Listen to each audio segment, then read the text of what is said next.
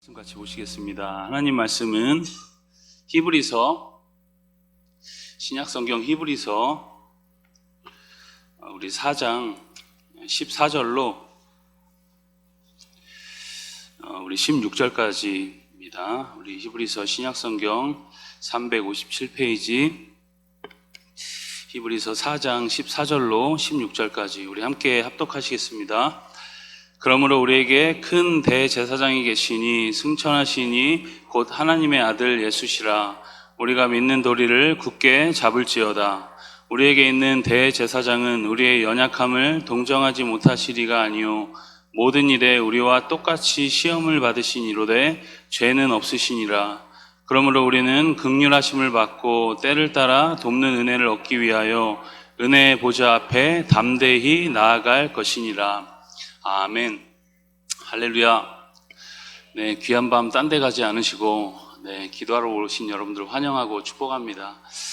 이 시간 하나님의 은혜가 우리 기도와 또 예배 가운데 충만히 넘치기를 소망합니다.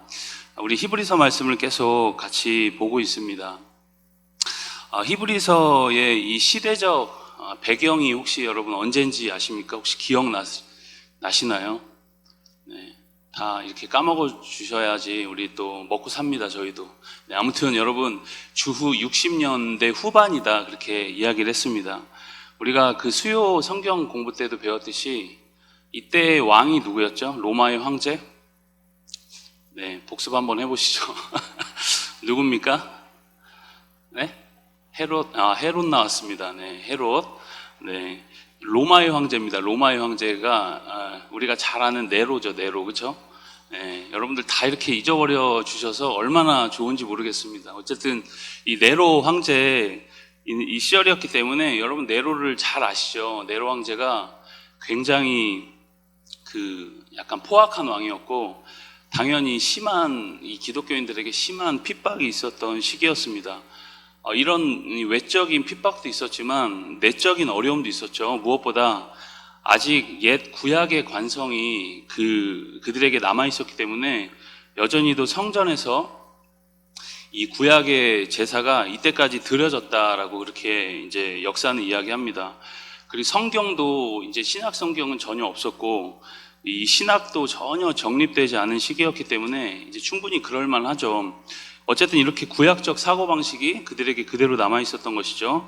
여러분 히브리서의 주된 독자가 당시 이제 핍박받는 이 그리스도인들이면서 이렇게 구약적 그 관성을 가진 사람들이기도 했습니다. 그래서 제사에 대한 이야기가 히브리서에서 이제 그렇게 이제 많이 나오는 것이죠. 여러분 시내산에서 율법이 주어지고 성막을 만들고 제사에 대한 법이 제정되기 전부터 이 성경에 보면 이 신앙의 선조들이 제사를 드리긴 했죠. 가인과 아벨이 그랬고 아브라함과 야곱도 이 제단을 쌓고 하나님 앞에 제사를 드립니다. 그러나 이제 그 제사가 제도화되었다라고 할 수는 없었겠죠. 제도화되었던 것은 아닙니다. 이 제사가 본격적으로 제도화된 것은 이 시내산에서 율법이 이 출애굽한 백성들에게 율법이 주어진 그 이후였습니다. 여러분 제도화가 되었다는 것은 이 체계화가 되었다는 것이고 반복적으로 그 일을 이제는 담당해야 된다, 해야 한다라는 뜻이기도 합니다. 그리고 그 일을 담당할 사람들도 필요했겠죠. 그래서 제사장이 세워지고 그리고 성전의 일을 돕는 수많은 레위인들이 필요했던 것입니다. 성경에 보면 수많은 제사들이 나오죠. 여러분 중요한 제사들이 뭐가 있죠? 번제, 그리고 화목제, 속죄제, 소제, 서원제, 감사제, 여러 제사는 우리가 다 외우기도 힘들 만큼 여러 제사들이 많이 나옵니다. 그 제사들에는 다 그만한 의미들이 있습니다. 죄를 사함받는 어떤 속죄제도 있고 하나님과 화목을 이루는 어떤 화목제도 있습니다. 또 화목제 안에 감사제, 서원제, 자원제, 그리고 보상과 속량의 의미를 가진 속건제, 감사로 자발적으로 드리는 소제, 이런 등등의 제사들이 있었던 것이죠. 여러분 모든 제사에는 다 그마다 절차와 의미가 있고 그 제사를 집전하는 제사장이 존재했던 것입니다. 그런데 우리는 이제 그런 제사를 드린 성전도 필요 없고 제사장도 필요하지 않습니다. 그리고 구약의 그 복잡한 제사의식도 필요 없는 것이죠. 여러분, 이유가 무엇일까요? 여러분, 모든 제사와 제도의 상징이었던 예수님이 그 일에 담긴 모든 의미의 실체로서 십자가 위에서 단번에 모든 일을 다 이루셨기 때문입니다. 사실 여러분, 속죄제, 화목제, 속건제, 소제 등등 모든 제사 속에는 예수님의 성품과 그리고 그분이 하신 사역의 의미들이 다 녹아져 있는 것이죠. 여러분, 그 제사들에는 여러분 예수님을 상징하는 것들이 다 녹아져 있습니다. 그런데 어쨌든 이렇게 수많은 시간 동안 구약적 제사와 예배를 드렸던 유대인들에게 예수님은 어떤 의미였을까요? 어떤 의미인지 여러분 다 알 수 없었겠죠. 지금처럼 여러분 선명하게 알 수 있었던 시기가 아니었습니다. 이제는 여러분 구약적 예수님이 오셨기 때문에 구약적 사고방식으로 살 필요가 없는데 그렇게 이제 살아가는 사람들이 있었던 것이죠. 그래서 그렇게 살 필요가 없다고 알려주는 그런 내용이 히브리서의 내용이기도 한 것이죠. 그래서 여러분 오늘 본문은 예수님을 누구에 비교하냐면 대제사장에 비유하고 있습니다. 여러분 종교개혁 시절에 그 세 가지의 아주 중요한 진리를 성도들에게 이제 집중적으로 가르치죠. 첫째, 갈보리 외에는 진짜 희생이 없다. 인간의 어떤 고행이나 노력도 하나님 앞에서 희생의 제물이 될 수는 없다는 것이죠. 두 번째로, 그리스도 외에는 진정한 제사장이 없다는 것입니다. 사제를 통해서 죄를 용서받는 것이 아니라 예수님을 통해 직접 하나님께 나아가서 긍휼을 입어라, 주님을 만나라, 그렇게 이제 이야기하는 것이죠. 여러분, 세 번째로, 하나님 보좌 외에는 고해소, 이렇게 죄를 고백하는 고해소가 없다, 그렇게 가르칩니다. 여러분, 지금도 천주교에서는 이 신자들이 누구에게 죄를 고백하죠? 신부에게 이제 이렇게 딱 해서 고해성사라고 그렇게 죄를 고백합니다. 그러나 이제 그럴 필요가 없다라고 이야기하는 것이죠. 오늘 히브리서 말씀처럼 직접 하나님의 보좌 앞으로 나아가서 그분과 직접 대면해라, 그 말입니다. 히브리서는 이 진리를 계속해서 반복적으로 강조합니다.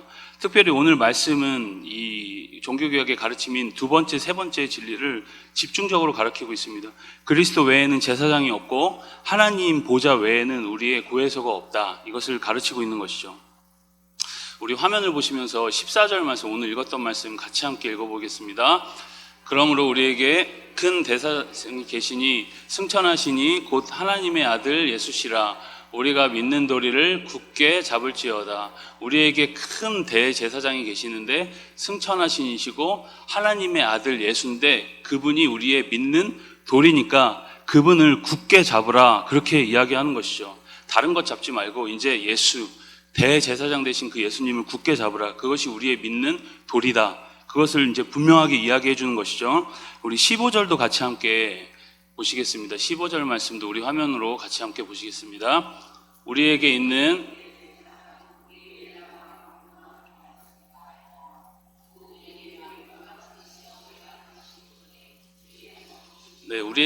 대제사장은 우리의 연약함을 동정하지 못하실 리가 아니다. 그리고 모든 일에 우리와 똑같이 시험을 받으셨는데 죄는 없다, 그렇게 말씀하시죠.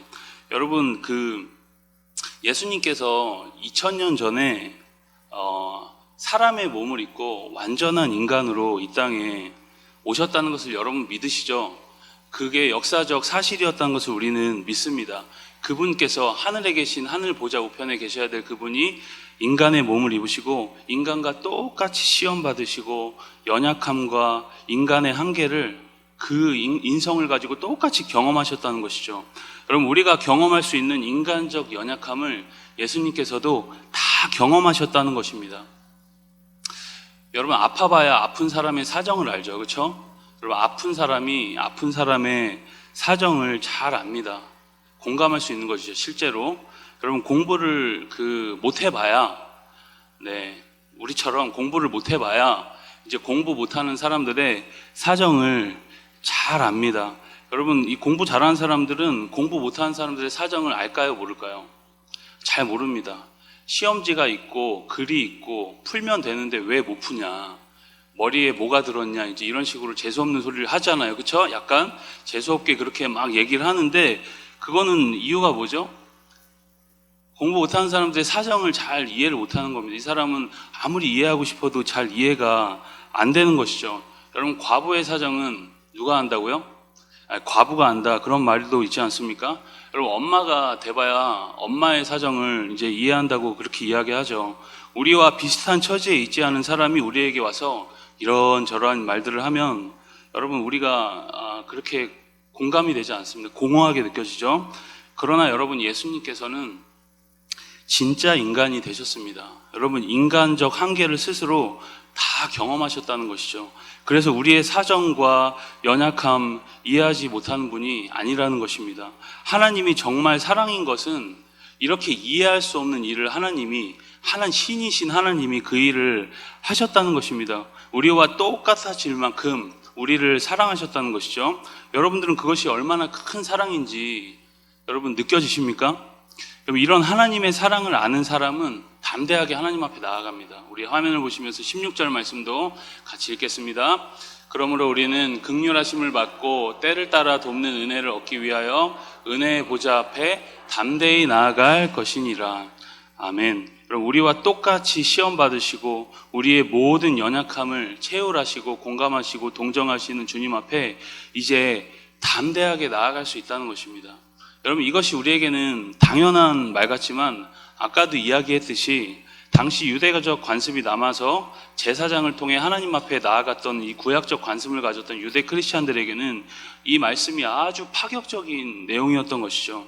여기서 여러분 사용된 담대히 하나님 앞에 나아갈지어다, 은혜의 보좌 앞으로 나아갈지어다 할 때 이 담대함이라는 단어가 팔레시아라는 이 단어인데, 여기에는 여러분 어떤 뜻이 있냐면 파렴치함, 무례, 오만, 후한무치, 이와 같은 여러분 부정적인 뜻도 포함되어 있습니다. 담대히라는 뜻에. 여러분, 그 말이 무슨 뜻일까요?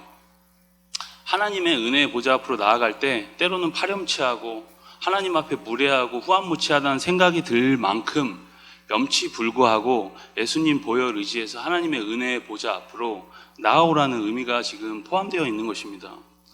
여러분, 복음이 왜 복음일까요? 우리의 생각과 지각을 뛰어넘는, 이해할 수 없는 하나님의 사랑이기 때문에 복음인 것입니다. 여러분, 우리의 수준으로 이해가 되면 그것은 복음이 아닌 것이죠. 상식이죠, 그냥. 여러분, 그 복음을 알면, 우리가 그 복음을 경험하고 알면 담대하게 보좌 앞으로 나아갈 수 있습니다. 여러분, 1년에 한 번이 아니라 한 달에 한 번이 아니라 수시로 매 순간 때를 따라 나아간다는 것이죠. 그러면 하나님께서 우리에게 긍휼을 베푸시고 돕는 은혜를 경험케 하신다는 것입니다. 그럼 미적미적 죄책감에 사로잡혀서 주님께 나아갈까 말까 고민하지 말고 담대히 나아오라는 것이죠. 여러분, 그 일을 다 이루신 대제사장이신 예수님을 우리가 믿고 그 예수님이 계시기 때문에 그렇게 나아오라는 것입니다.